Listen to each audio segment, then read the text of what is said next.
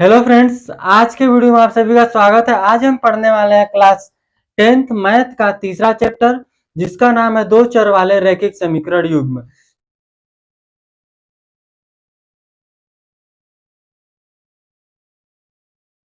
तक किए थे, आज हमको तीसरा करना है। अगर पिछले वीडियो में किसी भी क्वेश्चन में प्रॉब्लम आई होगी तो आप कमेंट करके बता सकते हैं, या फिर डिस्क्रिप्शन में व्हाट्सएप ग्रुप का लिंक है, वहां आप मैसेज कर सकते हैं। तो चलिए शुरू करते हैं आज का क्वेश्चन। आज हमको पढ़ना है प्रश्नावली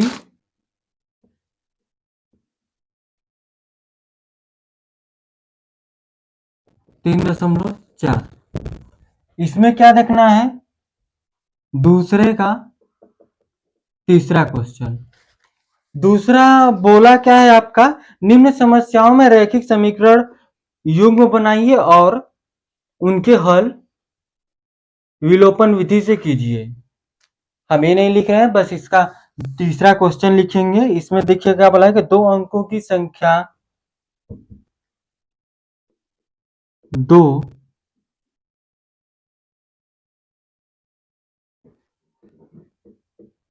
अंकों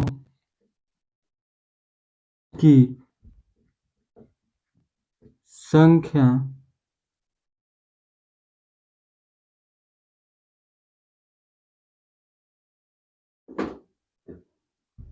संख्या के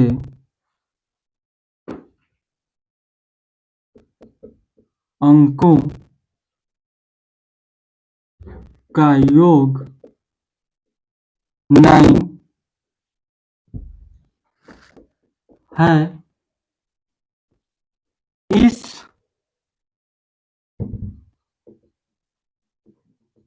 संख्या का 9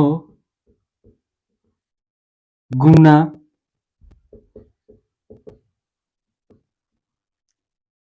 संख्या के अंकों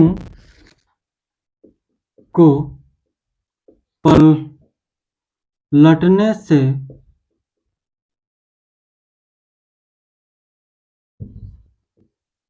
बनी संख्या का 2 गुना है। वह संख्या ज्ञात कीजिए। देखिए यहां पर क्या लिखा है कि दो अंकों की संख्या के अंकों का योग 9 है। इस संख्या का 9 गुना संख्या के अंकों को पलटने से बनी संख्या का 2 गुना है। वह संख्या ज्ञात कीजिए। ठीक है, देखिए यहां पर हम करेंगे कैसे। यहां पर पहले हम मानेंगे, माना दहाई दहाई का अंक यक्स है तथा इकाई का अंक y है। ठीक है, माना दहाई का अंक यक्स है और तथा इकाई का अंक y है। आप अगर देखें जैसे 69 लिखते हैं, ठीक है, तो 6 क्या होता है? दहाई की जगह पे होता है, यानी 6 मल्टीप्लाई 10 होता है, 10 प्लस 9 होता है। ठीक है, यानी कि 6 को क्या लिए हम? दहाई के अंक को क्या ले लिए? यक्स। और इकाई के अंक को क्या ले लिए? वाई ले लिए, इस तरह से। ठीक है, और इसी संख्या को पलटने पर एक कितनी होती है? 2 गुनी हो जाती है। यानी कि जब क्या है कि इस संख्या का 9 गुना संख्या को अंकों को पलटने से बनी संख्या का 2 गुना है।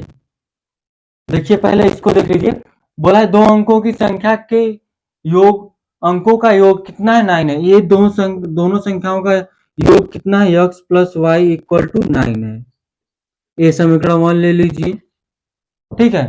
अब देखिए, यहाँ पर हम संख्या लिए और बोला कि इस संख्या का 9 गुना, संख्या के अंकों को पलटने से बनी संख्या का 2 गुना है।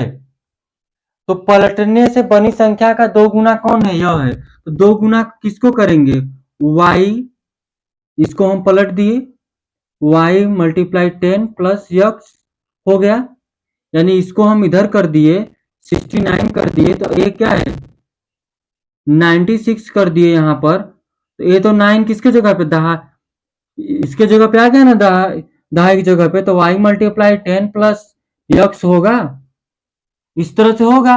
यानी कि इसको पलटने पर यह कितनी हो जा रही है? 2 गुना हो जा रही है। तो 2 गुना किसको करेंगे? इसको हम 2 गुना करेंगे, और 9 टाइम्स तो था ही। देखिए, तो यहां से क्या करते हैं बराबर करने के लिए, 9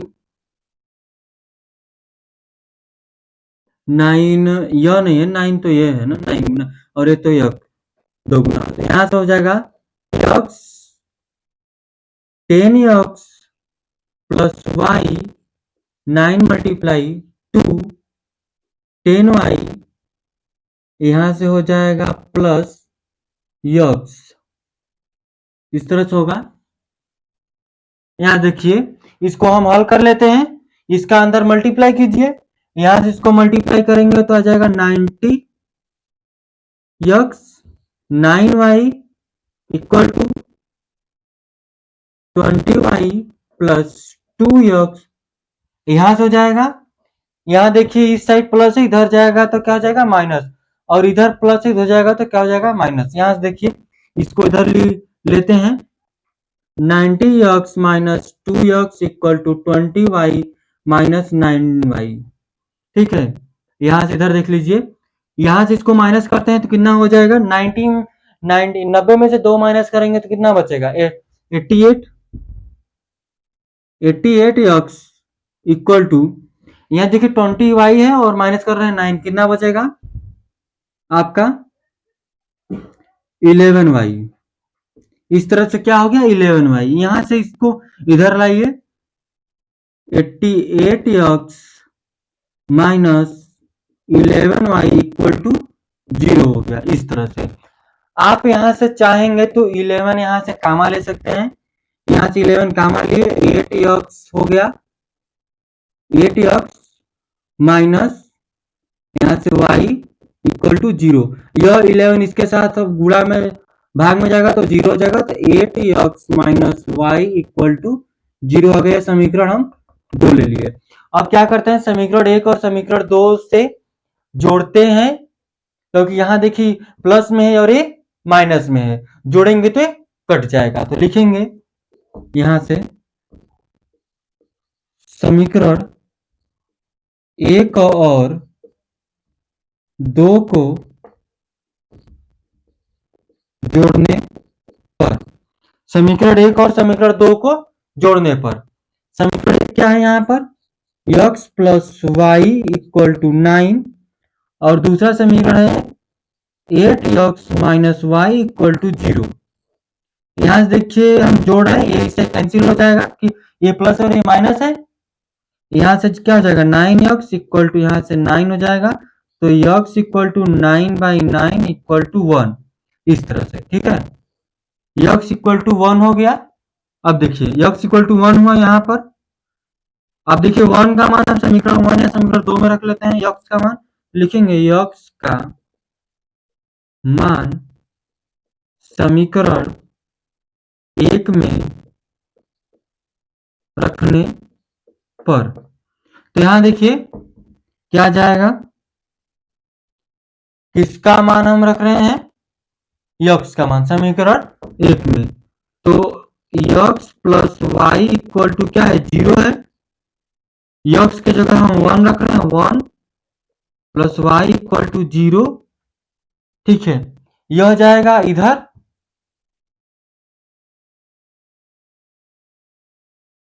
सॉरी यहाँ पर आपका 9 है ना, यहाँ हो जाएगा 9। ये देखिए यहाँ 9 है, ये उधर जाएगा, तो y इक्वल टू 9 माइनस 8, और इसको सोल्व कर लेंगे तो आपका क्या आ जाएगा, y इक्वल टू 8 आ जाएगा, y इक्वल टू 8 आएगा और x इक्वल टू 1 आएगा। तो इस तरह से आप दहाई का अंक क्या है, x माने थे तो 1 आएगा और इकाई इकाई का अंक y माने थे तो वो 8 आ जाएगा। इस तरह से आगे अगर देखते हैं, अगर दहाई हम क्या लेते हैं 10, तो यक्स लेते हैं मल्टीप्लाई में प्लस यहां से y, तो 1 मल्टीप्लाई 10 प्लस वाई यानी कि 10 प्लस यहाँ 8 आ जाएगा 18। इस तरह वो संख्या क्या निकल कर आ जाएगी, 18 आ जाएगी। इस तरह से यह दूसरे का तीसरा कंप्लीट हुआ। आप इसका स्क्रीनशॉट लीजिए, फिर हम इसके आगे बढ़ते हैं अगले क्वेश्चन की तरफ। आगे देख लेते हैं इसका चौथा क्वेश्चन दूसरे का। इसमें बोला है कि मीना 2000 रुपए निकालने के लिए एक बैंक गई। उसने खजांची से 50 तथा 100 रुपए के नोट देने के लिए कहा। मीना ने कुल 25 नोट प्राप्त किए। ज्ञात कीजिए कि उसने 50 और 100 के कितने नोट प्राप्त किए। ठीक है, अलग अलग निकालना है तो देख लेते हैं इसको। देखिए यहां पर तो पहले मानेंगे माना, क्या मानेंगे, बोला क्या है कि 200 के निकालने के लिए एक बैंक गई। उसने खजांची से 50 तथा 100 के नोट देने के लिए कहा। मीना के कुल 25 नोट प्राप्त किए। ज्ञात कीजिए कि उसने 50 और 100 के कितने नोट प्राप्त हुए। तो लिखेंगे माना 50 का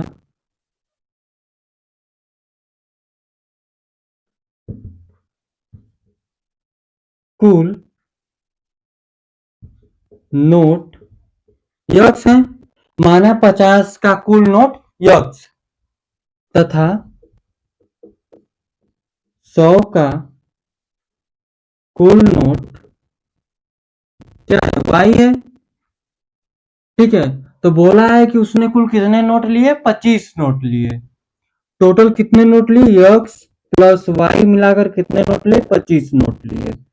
ठीक है, लेकिन उसने उसको टोटल भी तो चाहिए ना, तो कितना है 2000 उसने निकाले, यक्स 50 के, यक्स नोट 50 के और वाई नोट 100 के, तो टोटल कितना है।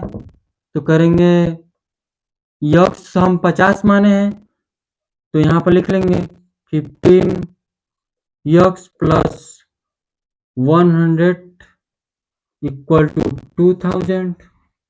क्योंकि इतने नोट हैं लेकिन उन नोट कितने कितने के हैं, 50 के, तभी तो निकलेगा ना गुणा करने पर। इन दोनों को गुणा करेंगे, जोड़ेंगे तभी तो 2000 के बराबर होगा। ठीक है, यहाँ देखिए इसको समीकरण हम इसको काट लेते हैं पहले। 50 बाहर लेते हैं यहाँ से, सबसे ले इन दोनों में से, तो यहाँ x plus 2y equal to 2000 होगा। 50 को हम उधर भेजते हैं तो x plus 2y equal to 2000 by 50, zero से जीरो कैंसिल। इस 50 से इसको काट दो, कितना बच जाएगा आपका 40। तो x plus 2y equal to 40 बच जाएगा। ठीक है, इस तरह से इसको ले लीजिए समीकरण 2। यहाँ x है, यहाँ भी x है, यहाँ 2y है, यहाँ y है। ठीक है, तो यहाँ x और यहाँ x सेम है, यहाँ प्लस प्लस दोनों जगह, तो क्या करेंगे समीकरण 1 और समीकरण 2 को घटा लेते हैं। लिखेंगे समीकरण 1 माइनस समीकरण 2। समीकरण 1 और समीकरण 2 को घटाने पर इस तरह से लिखिए या फिर बीच में इस तरह से लिख लीजिए।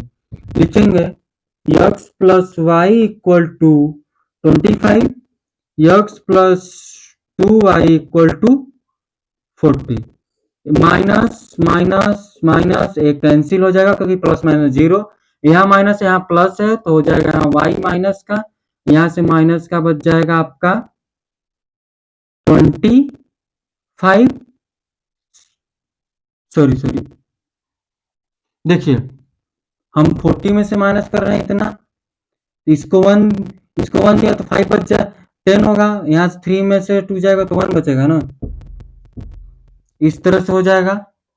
तो यहाँ देखिए, यहाँ माइनस से माइनस से माइनस कैंसिल होगा, y इक्वल टू 15, यानी कि 100 के कुल कितने नोट मिलेंगे उसको, 15 नोट। 100 के कुल 15 नोट मिलेंगे। और देखिए आगे, यह 50 से कितने नोट मिलेंगे, तो y का मान क्या करते हैं, समीकरण 1 में रखते हैं। y का मान समीकरण 1 में रखने पर, ठीक, तो यहाँ देखिए, x plus y equal to 25, y के जगह पे हम रखना है आपका 15, तो x इक्वल टू 25, इधर प्लस है, इधर जाएगा तो माइनस हो जाएगा, ठीक है। तो x इक्वल टू, यहाँ से फिर 5 में से 5 माइनस करेंगे 0 2 1, कितना आ जाएगा x कितना, तो क्या हो जाएगा, 50 के कुल कितने नोट है, x से नोट है, 50 के कुल x नोट है, तो 50 के कुल x नोट है, x का मान क्या है 10, 100 के कुल कितने नोट हैं, y, और y का मान कितना है 15, तो यह 50 के कुल 10 नोट है और 100 के कुल 15 नोट है। तो इस तरह से ये सवाल होगा, आप इसका स्क्रीनशॉट लीजिए। देखते हैं इस प्रश्नावली का क्वेश्चन, जिसमें बोला है कि किराए पर एक पुस्तक देने वाले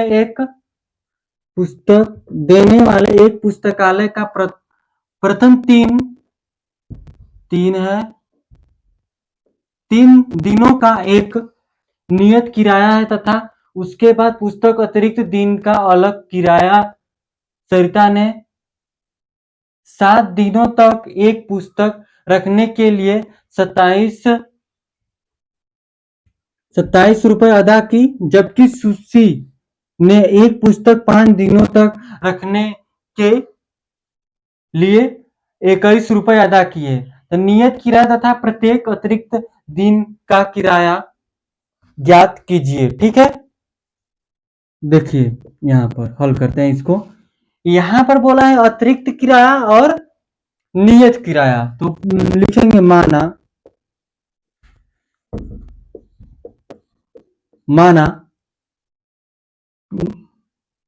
नियत दिनों के लिए किराया, नियत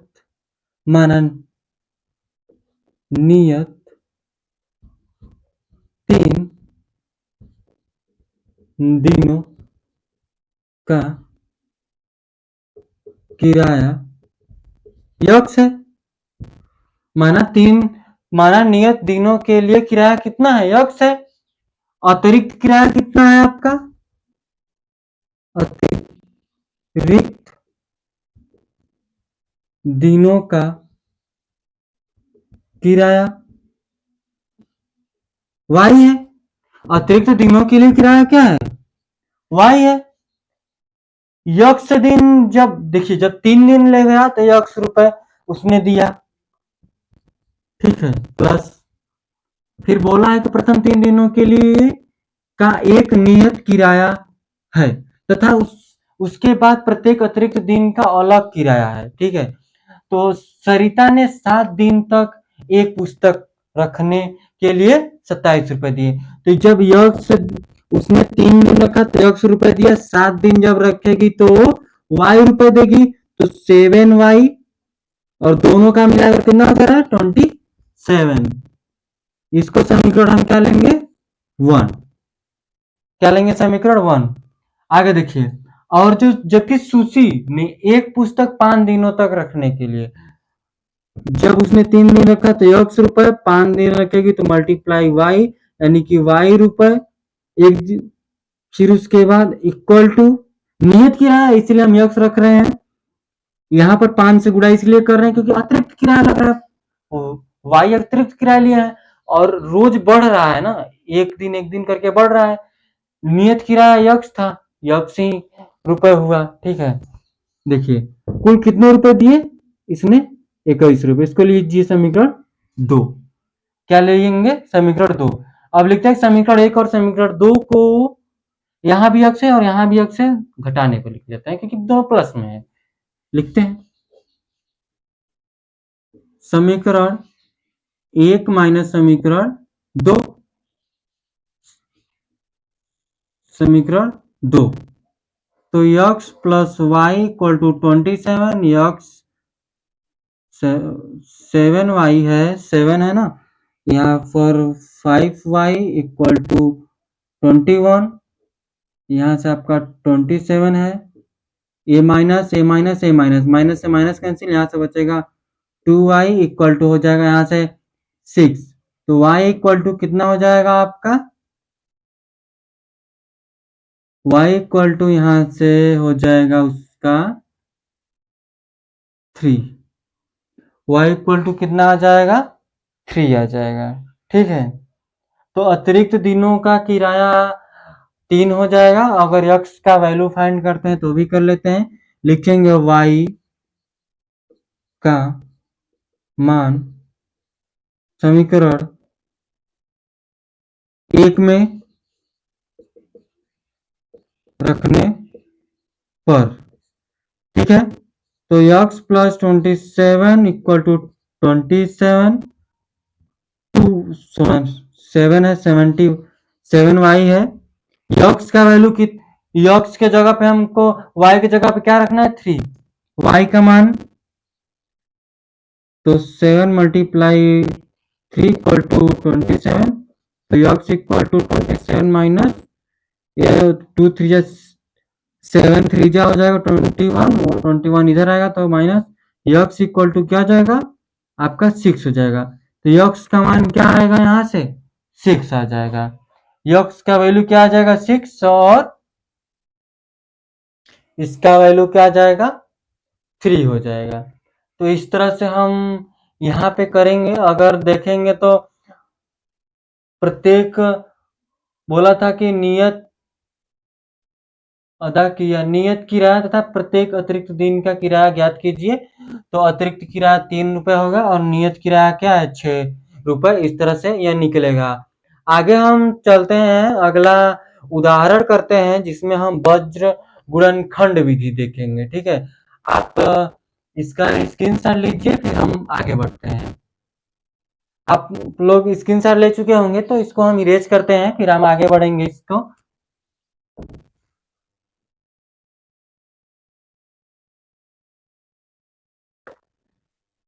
हमें अगले प्रश्नावली के लिए देखेंगे वज्र गुणनखंड विधि।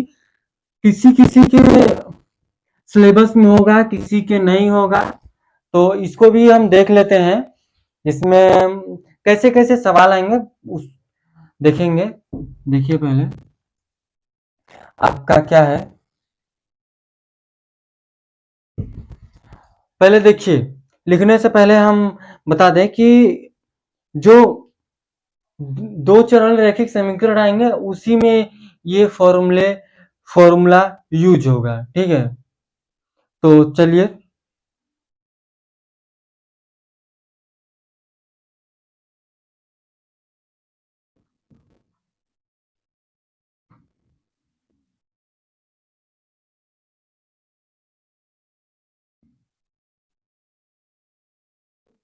इस तरह से है वज्र गुणन खंड विधि। इसमें देखिए, अगर दो दो रैखिक समीकरण इस तरह से a one x plus b one x plus c one equal to 0। ठीक है, ये देता है a two x plus b two y, यहाँ वाई रहेगा, और सी टू इक्वल टू 0। समीकरण 2 ले लेते हैं, इसको समीकरण 1 ले लेते हैं। ठीक है, इस तरह से। अब देखिए, यहाँ वज्र गुणन खंड में हम x और y का मान निकालेंगे।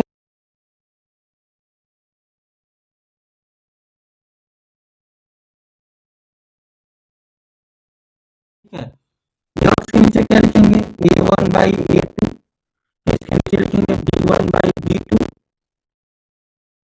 इसके नीचे लिखेंगे c1 बाई c2, इस तरह से। ठीक, देखिए यहाँ पर कैसे करेंगे, x एक्स वाई, यहाँ से एक्स वाई क्या करेंगे, यहाँ से देखिए इसका मल्टीप्लाई हम किसमें करेंगे, ये जो है ना, इसका मल्टी, ये देखिए यक्स, ये है और यह यहाँ पर है, ठीक है। यक्स का मान निकालने के लिए इसको छोड़ेंगे, इन दोनों का त्रिक मल्टीप्लाई करेंगे, ठीक है। इसको इसको छोड़कर इनका मल्टीप्लाई करेंगे त्रिज्या, क्या आएगा, B1 C2 ब्रैकेट में माइनस B2 C1। y का निकालने के लिए क्या करेंगे, y को बंद करेंगे और इनका त्रिक मल्टीप्लाई करेंगे, ठीक है। तो यहां से देखिए लिखते हैं, c का मल्टीप्लाई इसमें करेंगे तो A1 बाई C2 ब्रैकेट में minus A2 minus C1 equal to 1। यहां देखिए क्या करेंगे, तो 1 को यहां पर इस तरह से बंद करेंगे, ठीक है। यहां पर 1 है तो इन दोनों में मल्टीप्लाई हम करेंगे, देखिए यहां से इन दोनों में हम क्या करते हैं, इन दोनों को हम बंद कर इन दोनों को हम बंद कर लेते हैं। तो यहां देखिए इन दोनों को बंद करेंगे तो इसका मल्टीप्लाई इसमें होगा, इसका मल्टीप्लाई इसमें होगा, तो A1 B2 minus A2 B1 इस तरह से हो जाएगा। अब देखिए यक्स का वैल्यू निकालने के लिए क्या करेंगे, ये सब बराबर में, तो यक्स के बराबर में हम इसको कर लेते हैं, ठीक है। देखिए क्या होगा, x by B1 C2 minus B2 C1 equal to 1। यहां से हो जाएगा A2 B A1 और B2 minus A2 B1, x के बराबर में करेंगे तो त्रिक मल्टीप्लाई होगा, उधर चला जाएगा, तो B1 C2 minus B2 C1, यहां से हो जाएगा A1 B2 minus A2 B1 हो जाएगा। उसी तरह से यक्स का वैल्यू फाइंड करने के लिए क्या करेंगे, यहां से हम डायरेक्ट रख लेते हैं y इक्वल टू, यह इधर चला जाएगा तो आपका क्या जाएगा, A1 B2 minus A2 B1, यह इधर जाएगा तो यहां से A1 C2 minus A2 C1 आ जाएगा। तो इस तरह से होगा, यह y और x का वैल्यू इसी तरह से फाइंड होगा, ठीक है। आप इसको देख सकते हैं, ठीक है। आई होप ये आपको अच्छी तरह समझ में आएगा कि x और y का वैल्यू कैसे निकालेंगे बज्र गुणनखंड विधि से। देखिए यहां पर और कैसे कैसे, अगर यहां से दे देता है आपका A1 by A2 not equal to B1 by B2, ठीक है। तो इसमें किस तरह के हल आएंगे ये तो पता होना चाहिए ना, इसमें किस किस तरह के हल आएंगे। जब A1 by A2 not equal to B1 by B2 है तो यह अद्वितीय हल होगा, अद्वितीय हल, इसमें यह क्या होगा, अद्वितीय हल होगा। ये आपको समझ में आ गया, जब A1 by A2 not equal to B1 by B2 होगा तो अद्वितीय हल होगा। और यहां पर A1 A2 equal to B1 B2 not equal to C1 C2 रहेगा, तो यहां पर क्या होगा, इसको अगर हम ध्यान देंगे तो ये कोई हल ही नहीं होगा। अगर हम यहां ध्यान दें तो यहां पर कोई हल नहीं होगा, ठीक, कोई हल नहीं, लिख सकते हैं कोई हल नहीं, ठीक है, क्योंकि ये समांतर है, ठीक है। आपको पता होना चाहिए, अभी पिछले से मतलब पिछले लेक्चर में देखे होंगे यह किस तरह का रैखिक समीकरण है, समांतर है, प्रतिच्छेदित है या संपाती है, वहां ध्यान दीजिएगा, ठीक है। आगे देखिए A1 A2 equal to B1 B2 equal to C1 C2, ये क्या होगा, इसमें कितने अपरिमित रूप से अनेक हल होंगे। इसमें क्या, अपरिमित रूप से अनेक हल होंगे। इसको लिख लीजिएगा क्या, अपरिमित रूप से अनेक हल होंगे। अपरिमित रूप से अनेक हल होंगे। तो इस तरह से आप करेंगे इसको। ये आपको आई होप अच्छी तरह से समझ में आ गया होगा। अगर इसको नहीं समझ में आया होगा तो हम नेक्स्ट वीडियो में फिर से इसको समझाने की कोशिश करेंगे। आज के लिए हम इतना ही रखेंगे और जो इसका उदाहरण है वो नेक्स्ट वीडियो में करेंगे। अगर ये समझ में नहीं भी आया तो हम तो समझाएंगे फिर। तो आज के लिए इतना ही था। धन्यवाद।